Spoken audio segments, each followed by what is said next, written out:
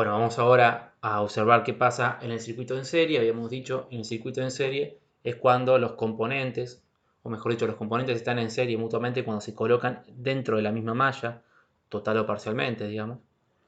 Y es lo que pasa acá en este circuito donde hay un solo recorrido, es decir, una sola malla entre fase y neutro y fase, y los dos componentes se colocan ahí. ¿Qué sucede cuando están colocados en serie? Bueno, el hecho de estar en serie les da, al contrario de lo que pasaba en paralelo, dependencia.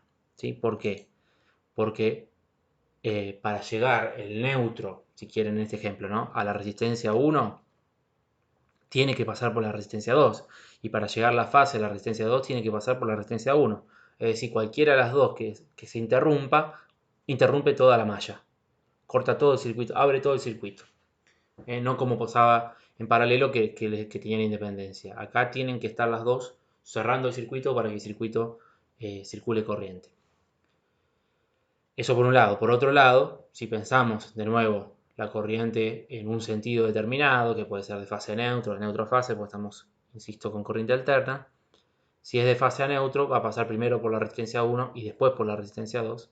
Si va de neutro a fase, al contrario, primero por la resistencia 2, después por la 1. Insisto que esto no es en sí importante saber por cuál pasa primero, sino que quiero que entiendan que están colocados de manera consecutiva, son consecutivos. Es decir, repasamos, cuando los componentes están colocados en paralelo, son mutuamente independientes y son simultáneos. Y cuando están en serie, lo contrario, son mutuamente dependientes y consecutivos. Independientes y simultáneos en paralelo, dependientes y consecutivos en serie.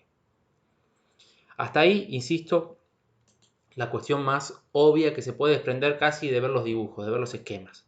Ahora vamos a pasar a un nivel un poquito más complejo que tiene que ver con observar, por ejemplo, cómo esto altera a las potencias, cómo altera al rendimiento, al funcionamiento de la corriente general.